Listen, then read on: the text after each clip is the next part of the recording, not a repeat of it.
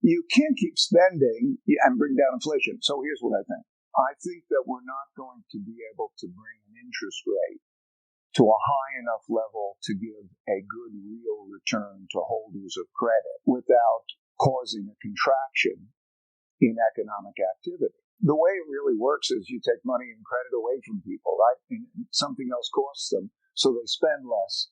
And because they spend less, then you have less inflation. All of them have been painful, and we produced a whole lot of debt. And so now even the Federal Reserve is going to start selling $1.1 trillion. And then you have the Treasury selling $1 trillion. And so there's a lot of selling. And what that does is it takes private credit. Can we get a soft landing doing what we're doing right now? Markets kind of hope against all odds that we can and we avoid a recession. What do you think? Well, you had an 8% inflation rate. Look at what people get. And we're talking now about a 3% interest rate. And people think that that's good. Right. So you're going to lose buying power. I think the inflation will come down a bit, but it's going to be very high. And money's going to get a lot tighter. So you're going to have a stagflation, similar to the 70s, but none of them are all the same. There's always a paradigm shift. The way a paradigm shift is, it's like if there's a 10-year period, and almost every 10-year period is the opposite of the 10 years before. The 70s produced the 80s. At the end of a period of time, everybody believes that the future will be like the last 10 years, right? And everybody's positioned that way. So when you look at the environment that we had over the last 10 years, not inflation, low interest rates, availability of credit.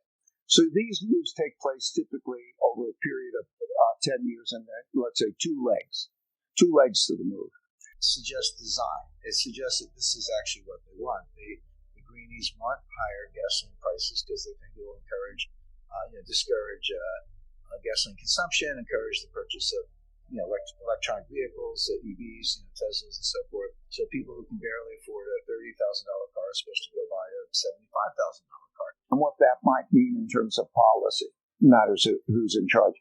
Of course, there's the fight over wealth and power, and it's an irreconcilable difference politically. We have populism. Populist is a person who will fight for that one side and won't lose. They won't compromise. Donald Trump, or it could be the opposite. Populists of the left, and they're populists of the right?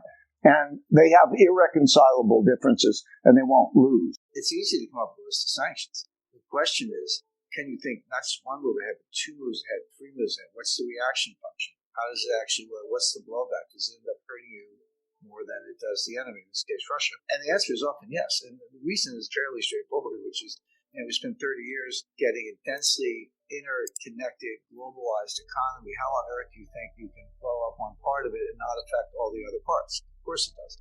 And there are many, many examples, but the most, just to recite some facts, not opinions, but facts. Russia's oil and natural gas revenues are at all-time highs. Any oil that Europe doesn't want for whatever reason, the Chinese and the Indians are happy to buy it, and they are buying it. They say, well, we're gonna call Lloyd's of London and tell them they're not allowed to insure Russian vessels. Well, it sounds effective. Gee, how are you going to ship the oil if you can't get insurance on the vessel?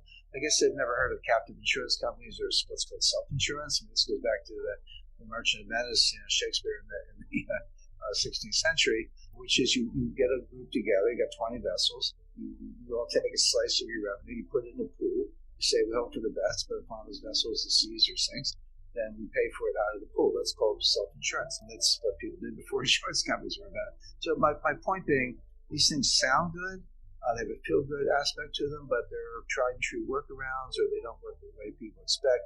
So Russia's oil and gas revenues are at an all-time high. They've got willing buyers in China and India and elsewhere. By the way, very long list of countries are neutral on this. U.S. and EU and UK and Canada, Australia, Japan. Okay, that's a pretty powerful bloc. I get it. But look at the major economies that have stayed on the sidelines. So, India, Brazil, Saudi Arabia, Turkey, etc. There's the BRICS and Shanghai Cooperation Organization members in Central Asia. A lot of very, China. So a lot of very powerful economies are not playing along with this. The ruble is it's almost too strong. I mean, our friend Leo Navilina, the head of the Central Bank of Russia, she may be looking to cut interest rates. I'm sure he has to some extent to kind of weaken the ruble because it's too strong. It's not only stronger than it was before the war began. It was about 80 to 1 when the war began. It had a little quick dip to 140, then came back to 80, but then it went to like 70 and 65.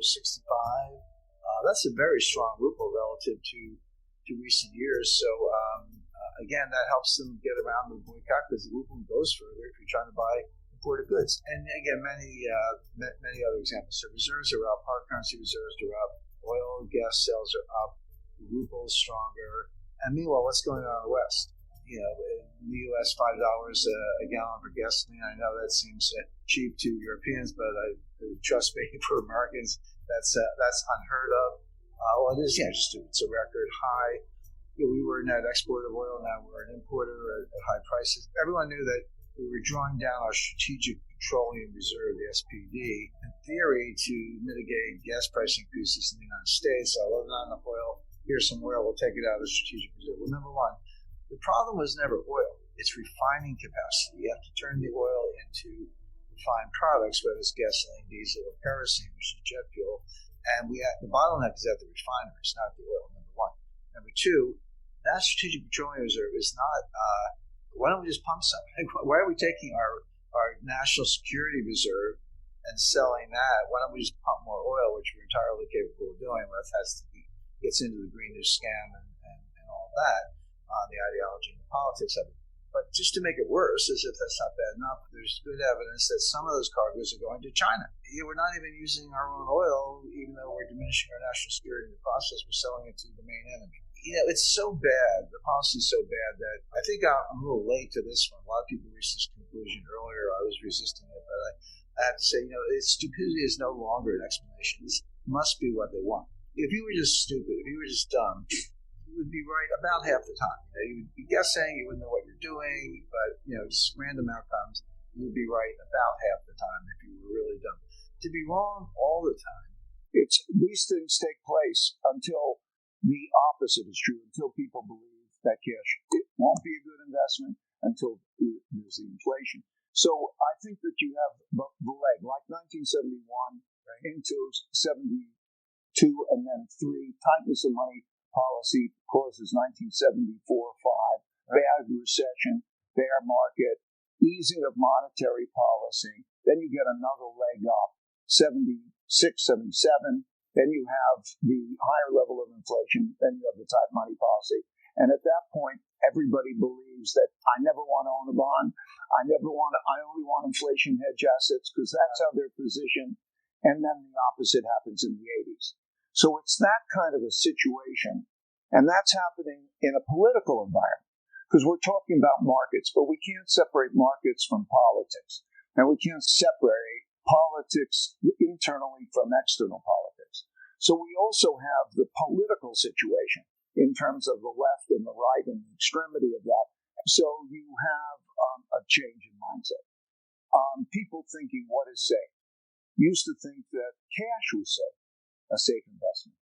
But cash it loses buying power to inflation. So now as people realize that loses buying power, and as the Fed has to deal with the tightening of monetary policy, you get the first leg.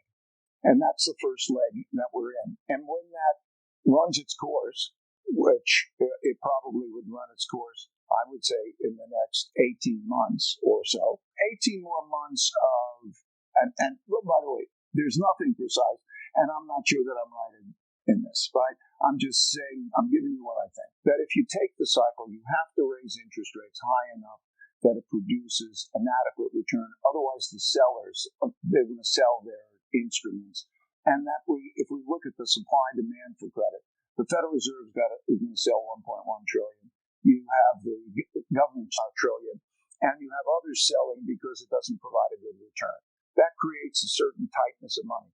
That creates a fall in the contraction. You have a contraction in spending power, credit. Inflation is coming from the supply side.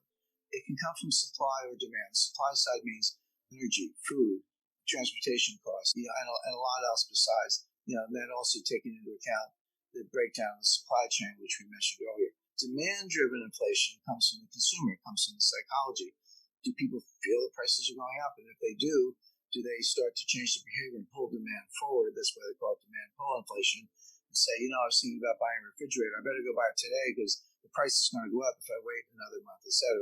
Both of those can be sources of inflation. They can feed on each other. Right now, the inflation is all coming from the supply side. We have not tipped over into a demand-driven inflation, but we're getting dangerously close.